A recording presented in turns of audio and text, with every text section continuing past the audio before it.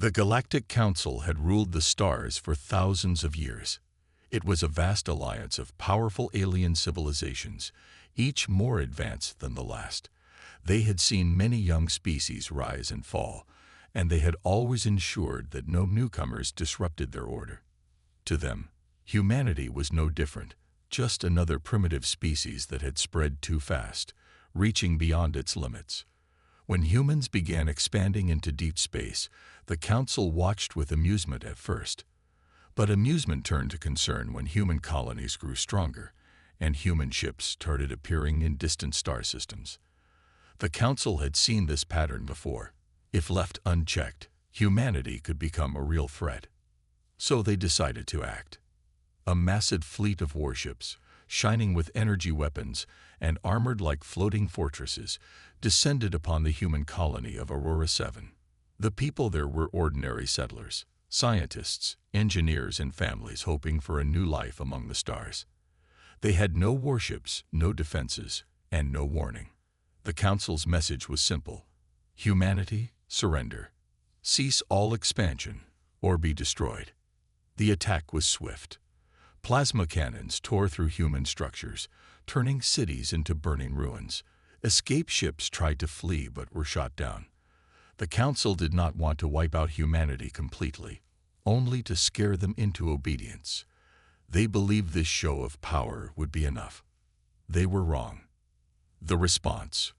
When news of the attack reached Earth, there was no surrender. There was no fear. There was only anger. The leaders of humanity, once divided by politics, greed, and conflict, stood together for the first time in history. The Galactic Council thought humans would be afraid, but they had underestimated them.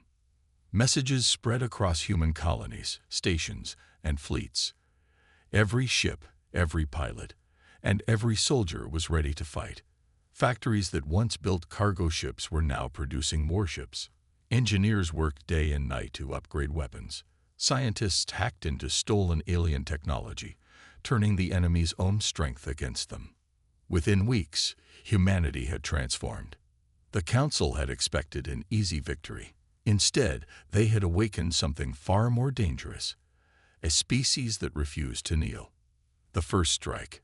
A small human fleet, barely a dozen ships, moved toward an enemy outpost near Zereth Prime, a key supply station for the Council's war effort. The Council did not even send their full defenses, thinking it was just a desperate human attempt at retaliation. But these weren't ordinary ships. They were fast, unpredictable, and modified beyond anything the Council had seen before. The battle began with a surprise. Instead of a slow, organized attack, the human fleet rushed in like a storm. They did not fight like the Council's enemies of the past. They did not follow the rules of war. They hacked into enemy systems, disabling their shields. They used old, outdated missiles that the Council's defenses had never been designed to stop. They fought with a madness and determination that no alien had ever encountered before. Within an hour, the Council's outpost was gone. The supply station, captured. The Galactic Council, for the first time in centuries, had lost a battle. A dangerous miscalculation. The Council convened in their grand halls, their leaders unsettled. They had expected humanity to surrender after a single attack. Instead, humans had fought back harder than anyone thought possible. "This is a mistake," one alien diplomat said, his voice shaking. "We should not have provoked them." But others refused to believe that a young species could be a real threat. "They are nothing. Just a minor problem. We will crush them soon." What they did not realize was that the real war had just begun, and humanity was just getting started. The news of humanity's first victory spread like wildfire across the stars. The destruction of the Council's supply station at Zereth Prime was a shock to every alien race that had once dismissed humans as insignificant. The Council, which had ruled the galaxy unchallenged for centuries, had been wounded by a species they thought too young, too weak, to fight back. But the real surprise was yet to come. The Council expected humanity to stop after that attack. They assumed it was a desperate move, a lucky strike before the inevitable surrender. Surely, the humans would realize they couldn't win against an empire that spanned thousands of star systems. What they didn't know was that humanity had no intention of stopping. A new kind of war. In a hidden war room deep beneath the surface of Mars, the United Human Defense Force, UHDF, gathered their best minds. Scientists, generals, hackers, and strategists sat around a holographic display of the galaxy. They knew that humanity couldn't win through sheer numbers. Earth had only a handful of war-ready fleets, while the Council had thousands. So, they would have to fight smart. "We can't beat them in a straight fight," said Admiral Ross, a veteran of Earth's last wars. "But we don't have to. We just have to make them bleed." The strategy was simple: hit fast, strike hard, and disappear before the enemy could react. Humanity would not fight the way the Council expected. They wouldn't defend planets or engage in grand space battles. Instead, they would become a shadow war machine, attacking supply lines, stealing enemy technology, and turning every battle into a lesson for the next. The war was no longer about survival. It was about sending a message. The Battle of Carthos 4. A month after the first attack, the Council fleet stationed at Carthos 4, an industrial world producing weapons for the war effort, received an urgent warning. "Human fleet approaching," a panicked officer reported. The commander of the station, a veteran of many wars, laughed. "How many ships?" The answer made him pause. "7. 7," he repeated, confused. They dare attack an entire planetary defense fleet with 7 ships. He had no idea that those 7 ships were about to change the course of history. The human fleet did not fight like any enemy the Council had faced before. Instead of advancing in formation, they split apart, weaving through defenses like predators in the dark. Their ships moved unpredictably, dodging plasma fire with impossible maneuvers. Then the first explosions erupted, not from human weapons, but from inside the Council ships. Human hackers had already infiltrated the station's systems before the battle even began. As the enemy's targeting systems failed and shields shut down, human missiles found their marks with terrifying precision. Within minutes, half the enemy fleet was disabled or destroyed. The remaining ships tried to escape, but the humans had jammed their communications. The station commander, watching the destruction unfold, finally understood. Humans were not just fighting. They were hunting. The Council's panic. When news of the Battle of Carthos 4 reached the Council's grand chambers, the reaction was immediate. Panic. "This is impossible," shouted one alien ambassador. "No young race should be able to fight like this." "They aren't fighting like a young race," another whispered. "They're fighting like an apex predator." For the first time in centuries, the Council leaders felt something they had never known before. Fear. "We're just getting started." Back on Earth, humanity celebrated, but the war was far from over. In a live broadcast, General Luther, leader of the UHDF, stood before the people of Earth and all its colonies. "The Council attacked us, believing we would kneel," he said. "They burned our cities, believing we would surrender. But they made a mistake." He paused, staring straight into the camera. "We're just getting started." The Galactic Council was in chaos. They had expected humanity to surrender after the first attack. Instead, humans had fought back harder, smarter, and deadlier than anyone imagined. The defeat at Zereth Prime was an embarrassment, but the loss at Carthos 4 was a disaster. The Council had sent a full defense fleet, armed with their best technology, and 7 human ships had torn it apart. The aliens could no longer ignore the truth. Humanity was not just surviving. They were winning. A meeting of desperation.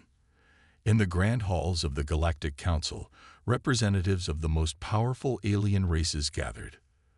The room was filled with tension as holograms of burning Council ships flickered in the air.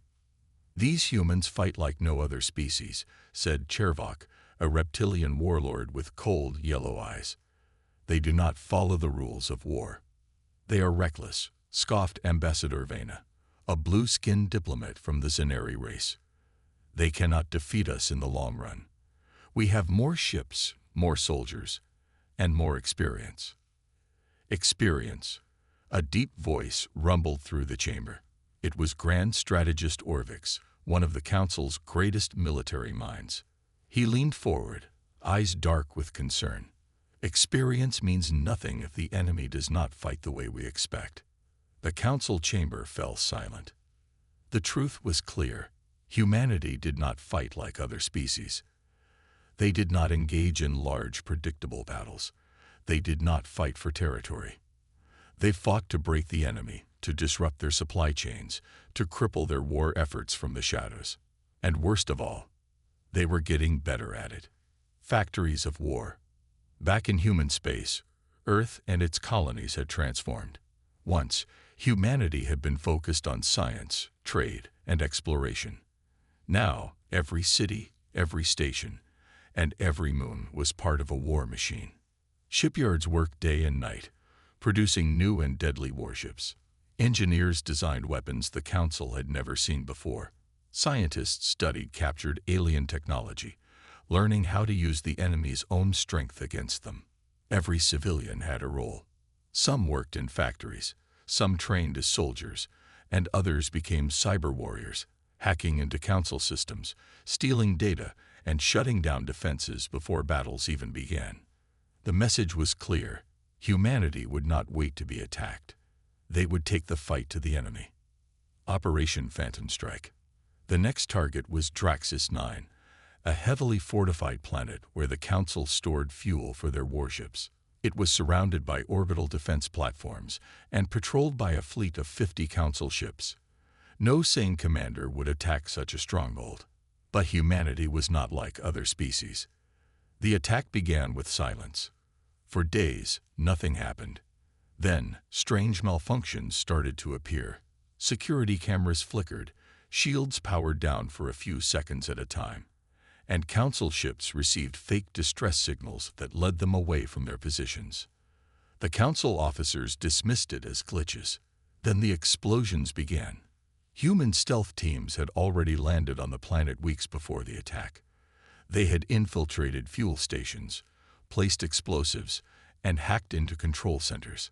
When the human fleet arrived, they didn't need to fire a single shot at first, because the enemy's own bases started exploding from within. Panic spread through the Council fleet. Some ships tried to escape, only to crash into each other as their navigation systems failed. Others turned to fight, but their weapons didn't fire. Human cyber warriors had disabled them remotely. Within an hour, Draxus 9 was lost. 50 enemy ships had been guarding it. Only 3 escaped. The fears spreads. When the news reached the Council, there was no more talk of humanity being weak.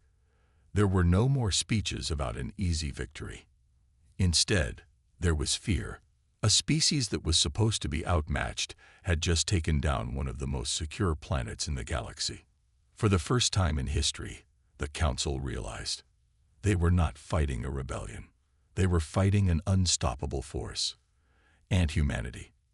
They were just getting started. The destruction of Draxus 9 was not just a victory. It was a message. Humanity had taken down one of the Galactic Council's most secure planets, and they had done it without losing a single ship. They had fought with speed, intelligence, and precision, striking where the enemy was weakest and vanishing before a counterattack could be launched. Now, the Council was no longer just angry. They were afraid. The Council's desperation. In the heart of the Galactic Council's command station, the most powerful alien leaders gathered. The room, usually filled with calm discussions, was now buzzing with panic. "We must end this war now," growled Admiral Korek, a massive warlord from the Bracken species. "These humans are like a disease. They spread, they destroy, and they do not stop. We should burn their homeworld and be done with it." "That would be a mistake," countered strategist Orcs, his expression grim. "Every time we push them, they push back harder. We attacked one colony. They destroyed 2 fleets. We took one planet. They crippled our supply lines. What do you think will happen if we try to wipe them out? Silence filled the chamber. The truth was undeniable. Humanity was different from any species they had ever fought. Most civilizations, when faced with overwhelming force, surrendered or retreated. But humans fought harder. The council had to change its strategy. "We will call for a ceasefire," said Ambassador Vena, her voice calm but firm. "We will offer them peace before they push us into a war we cannot win." The council members, proud and powerful, did not like the idea of surrender. But deep down, they knew if humanity kept winning, soon there would be no Galactic Council left. The ceasefire message. Back on Earth, the human war machine was stronger than ever. Fleets were being built at an unprecedented rate. Factories worked nonstop, creating new weapons, new ships, and new strategies. Then, a message arrived. It was a transmission from the Galactic Council. The message was simple. "Ceasefire. Let us negotiate peace." The human leaders gathered in a secret meeting, reading the message carefully. Some thought it was a trick. Some thought it was a sign of weakness. But one thing was clear. The war was turning in humanity's favor. What? We're just getting started. In a hidden command center on Mars, General Luthor stood before a group of military officers, scientists, and strategists. He held the message from the council in his hand. "They want peace," he said, his voice calm. "They want to stop the war before they lose everything." A murmur ran through the room. Some nodded, thinking of the lives that could be saved. Others narrowed their eyes, suspicious of the enemy's sudden change in tone. Then, Commander Reyna, one of the top fleet captains, spoke up. Her voice was filled with defiance. "Peace," she scoffed. "They attacked us first. They burned our colonies, destroyed our cities, and treated us like insects. And now, just because they're losing, they want to stop." She stood up, her eyes burning with determination. "They think we're done fighting." She looked around the room. "But what if we're just getting started?" Silence filled the chamber. Then, one by one, the officers nodded. They knew the truth. Humanity could not trust the council. The war would not end on alien terms. It would end on humanity's terms. The next strike. The ceasefire message was ignored. Humanity's fleets did not stop moving. Their soldiers did not stop training. Their scientists did not stop building. Instead, the next attack was already being prepared. This time, humanity would not just strike a supply base or an outpost. This time, they would strike the heart of the Galactic Council itself. And the aliens? They had no idea what was coming. The Galactic Council had made a fatal mistake.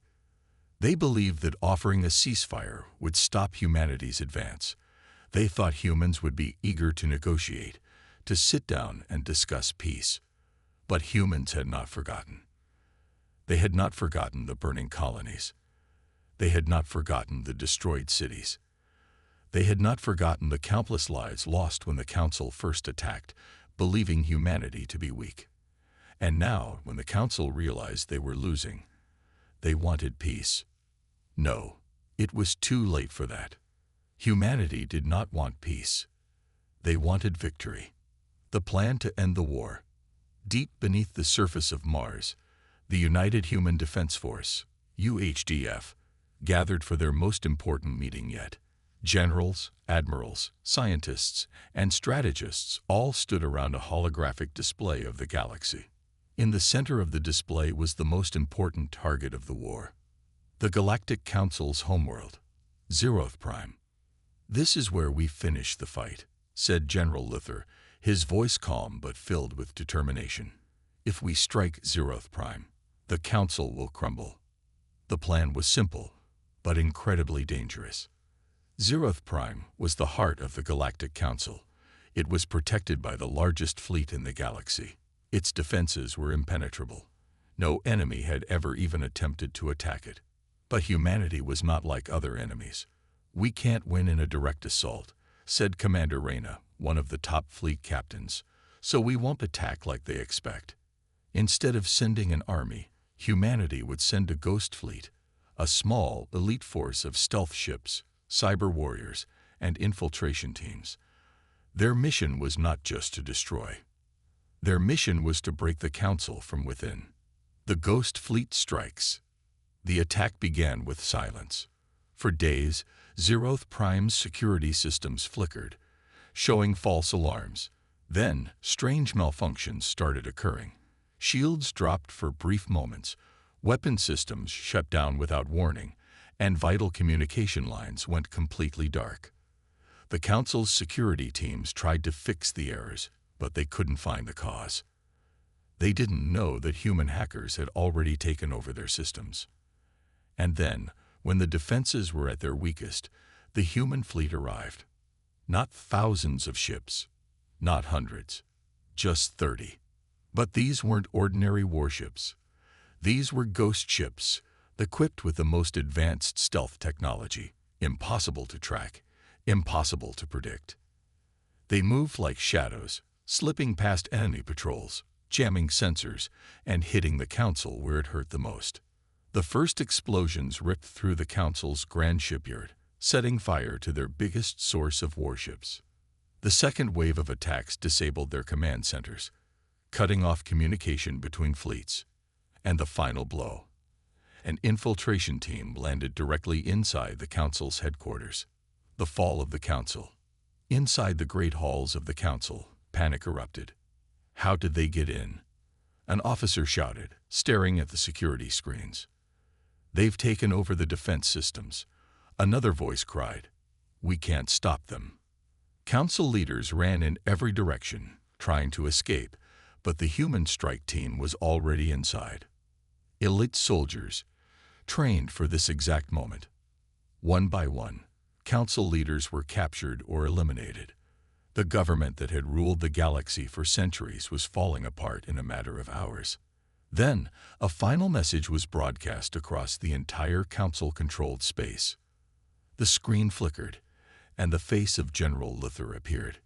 This war began because the Council believed humans were weak, he said. They thought we would kneel. They thought we would surrender. His expression hardened.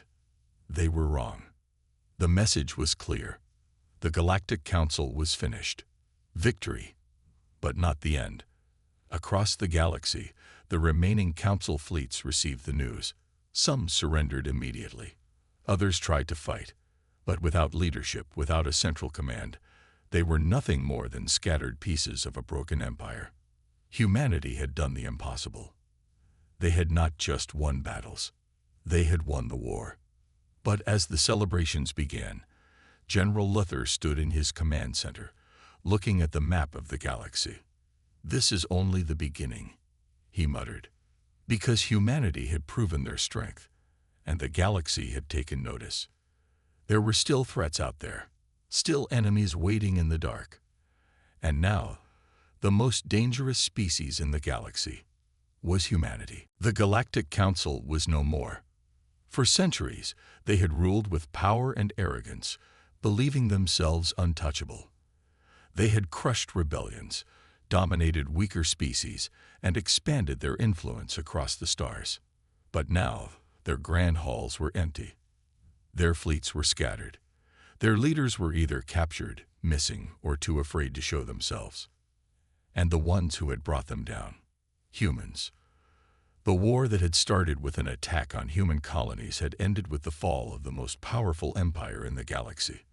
But victory did not bring peace, because now, with the Council gone, chaos was spreading. The power vacuum.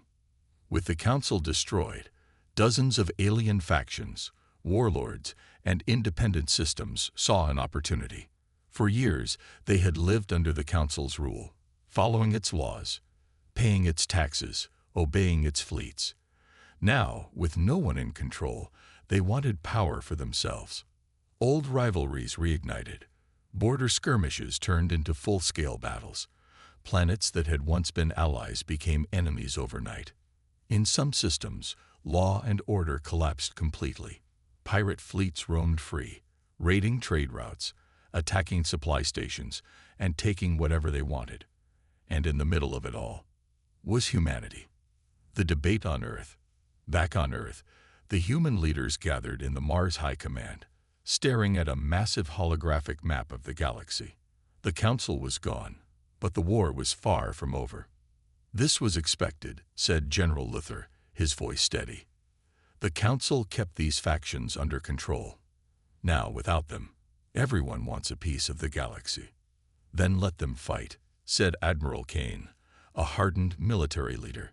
"We've done our part. We defended ourselves. We won. Why should we clean up their mess?" "Because if we don't," said Commander Reyna, "someone else will." Silence filled the room. She was right. If humanity stepped back now, another empire would rise. A new enemy, just as dangerous as the Council. And next time, humanity might not be so lucky. "So what's the plan?" one of the officers asked. General Luther exhaled, his eyes scanning the map. "We don't need to rule the galaxy," he said, "but we need to make sure no one else does either." Operation Guardian. The decision was made. Humanity would not conquer. They would not build an empire. Instead, they would become guardians of balance. The human fleets spread across the galaxy, moving with precision and strategy. They didn't invade. They stabilized. When pirate fleets attacked innocent planets, human strike teams wiped them out.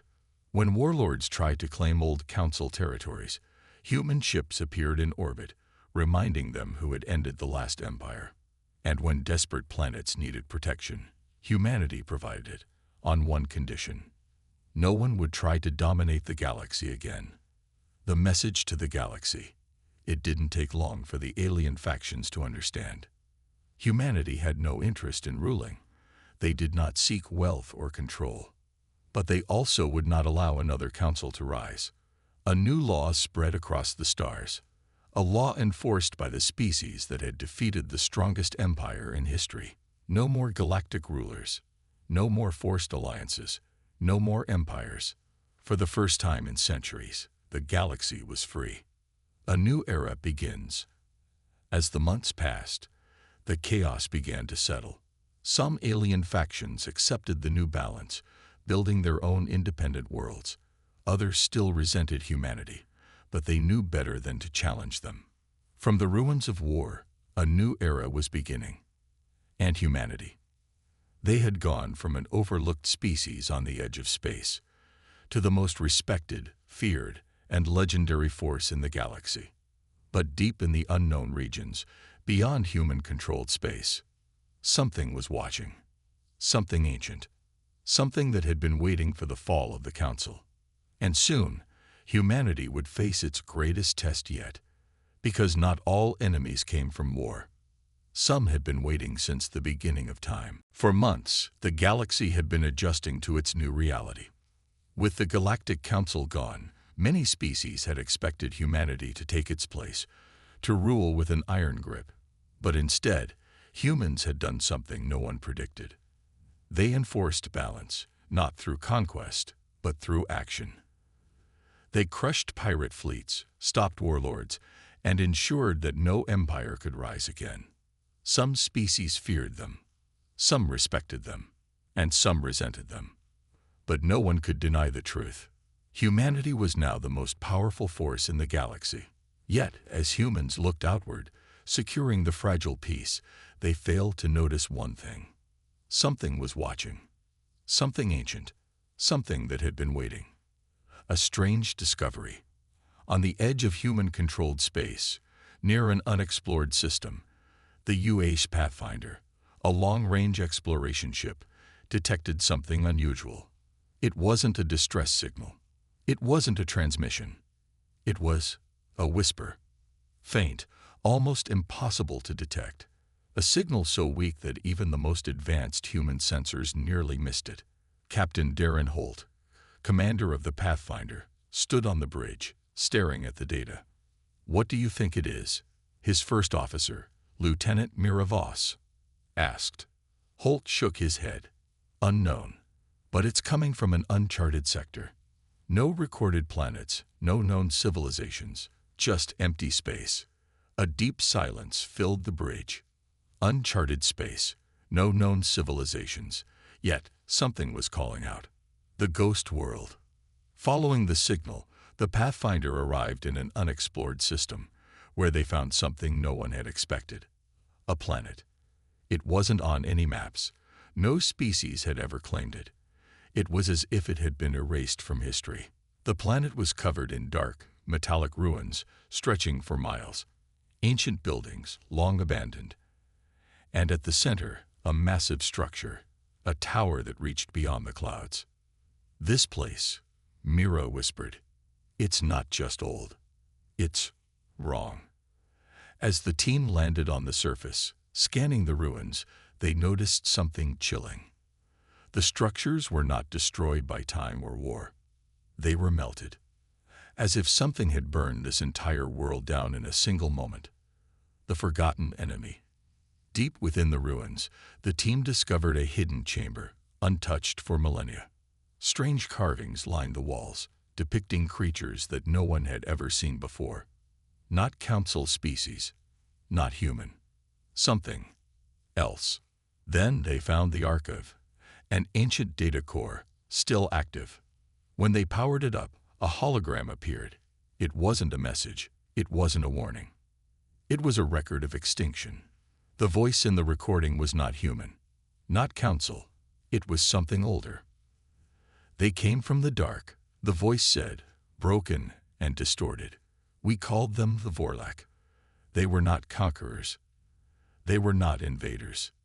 They were eradicators. The truth about the council. For centuries, the Galactic Council had ruled with power and arrogance. But according to the archive, they were not the first rulers of the galaxy. There had been others, many others, empires greater than the Council, and every single one of them had fallen, not by war, not by rebellion, but by the Vorlak, an ancient force that rose from the void, erasing civilizations like they had never existed. And the most terrifying part, the last recorded message from the archive was clear. They always return. A chilling realization. Back on the Pathfinder, Captain Holt sent an emergency transmission to Earth. This isn't just a discovery, he said, his voice heavy. This is a warning. For the first time, humanity understood why the Galactic Council had been so aggressive, why they had sought to control everything. They weren't just trying to rule. They were trying to prepare. Trying to build a force strong enough to survive when the Vorlak returned. And now, with the Council gone, the balance broken, humanity stood alone. The whisper becomes a roar. As the Pathfinder prepared to leave the system, their sensors detected something new. The weak signal they had followed. It wasn't weak anymore. It was getting stronger, as if something, deep in the void, had finally woken up. The Pathfinder raced back to human-controlled space, its engines burning at maximum speed. The crew had discovered something far worse than any enemy they had ever faced. A force older than the Galactic Council. A force that had erased entire civilizations. A force that was now waking up. Captain Darren Holt stood on the bridge, his face tense as he monitored the ship's long-range scanners. The strange signal they had detected was no longer a whisper. It was a roar. And it was spreading. Humanity's response. The moment the Pathfinder reached human space, the message was sent to Earth. Within hours, every human military fleet was put on high alert. Generals, admirals, and leaders gathered at the Mars High Command, staring at the terrifying data on the screens. "This is bigger than anything we've faced before," said General Luther, his voice calm but serious. "We are no longer dealing with warlords, pirates, or rival empires. This is an extermination force." The room fell silent. They had fought the Galactic Council and won. They had stabilized the galaxy. But this was something else. The Ghost Fleet's mission. While the main human fleets prepared for war, a small, elite strike team was formed. Their mission: find out what was coming. Led by Commander Reyna, the team boarded the stealth ship UHS Phantom and set course for the source of the growing signal. As they traveled through the dark regions of space, scanning every system, the reality became clear. The Vorlak were no longer sleeping. In an uncharted system, the Phantom found something horrifying. A massive structure, floating between dead stars. Not a planet, not a station. Something unnatural. It was shaped like a twisted monolith, covered in strange, shifting patterns. It pulsed with energy, like a living thing. Reyna's team scanned it carefully. The readings made no sense. "This thing," said Lieutenant Park, the ship's science officer. "It's not built. It's grown." Then, without warning, it moved. The monolith began to pulse faster. A deep hum vibrated through space. And then, a signal was sent. Not a message, not a warning, a command. The darkness awakens. Across the unexplored regions, something answered the call. Sensors picked up movement in deep space, strange, shifting shapes emerging from the void. They weren't ships. They weren't biological. They were something in between. And they were coming. Reyna's face turned cold. She tapped into the ship's communications and sent a message back to human space. "This is Commander Reyna," she said. "We have confirmation. The Vorlak are real, and they're waking up." Her voice hardened. "We have to prepare, because they're already coming." The race against time. The moment Reyna's warning reached Earth, humanity moved with unmatched speed. Factories on Mars began producing warships at triple the normal rate. Cyber warriors enhanced Earth's defense systems, preparing for attacks. Space stations were converted into fortresses. And in the farthest reaches of human-controlled space, fleets were mobilized. This was no longer about strategy or territory. This was about survival. First contact. As the UHS Phantom tried to leave the Vorlak system, the monolith pulsed again. The ship's alarms blared. "Something's locking onto us," shouted Lieutenant Park. Before Reyna could respond, a massive shape appeared ahead of them. Dark, silent, impossibly large. It wasn't a ship. It was a Vorlak warform. No weapons were visible. No engines, just shifting black metal and pulsing energy. Then the Phantom's systems began shutting down. "EMP attack," Park yelled. "We're losing power." Reyna's heart pounded. The Vorlak weren't just a mindless force. They had technology beyond anything humanity had seen. "Emergency warp," she ordered. The Phantom's pilot, Ensign Cole, slammed the controls. The ship shook violently as it forced itself into a warp jump, narrowly escaping. But as they vanished into the void, Reyna saw it. The Vorlak warform turned, facing the direction of human space. It knew where they were. And it was only the beginning. The Vorlak were coming. Humanity had faced many enemies before. Empires, warlords, and fleets that tried to crush them. But this time, they were facing something beyond war. The Vorlak were not here to conquer. They were here to erase. The war begins. Across human-controlled space, every fleet, every soldier, every weapon was prepared. The largest armada in human history gathered near the Sol system. Admiral Kane stood on the bridge of the UH Titan, the most advanced warship in the fleet. He stared at the massive holographic map in front of him, watching as thousands of enemy signals moved closer. "This is it," he muttered. "The fight for everything." Beside him, General Luther crossed his arms. "No negotiations. No surrender. We either stop them here, or we all disappear." First contact. The first wave of Vorlak warforms emerged from deep space. Black, shifting shapes that moved with unnatural precision. The human fleet opened fire. Railguns, plasma cannons, and nuclear missiles launched into the void, tearing through the enemy ranks. Some of the Vorlak ships were destroyed instantly, ripped apart by sheer firepower. But then the Vorlak adapted. Their forms shifted, their defenses changed, and suddenly, human weapons were no longer as effective. Energy pulses from the Vorlak fleet disabled human ships, cutting off power and communications. Some ships were left drifting, helpless as the enemy closed in. But humanity was not so easily defeated. The counterattack launched the Hellfire Protocol. Admiral Kane ordered. From hidden bases on Mars and Titan, experimental weapons were activated. Artificial intelligence-guided missiles, enhanced with reverse-engineered alien tech, shot through space at incredible speeds. The Vorlak had never faced weapons like these before. The AI missiles adjusted mid-flight, predicting the Vorlak's adaptations before they happened.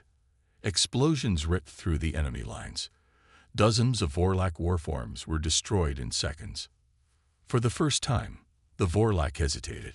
The ground battle. But it wasn't just a battle in space.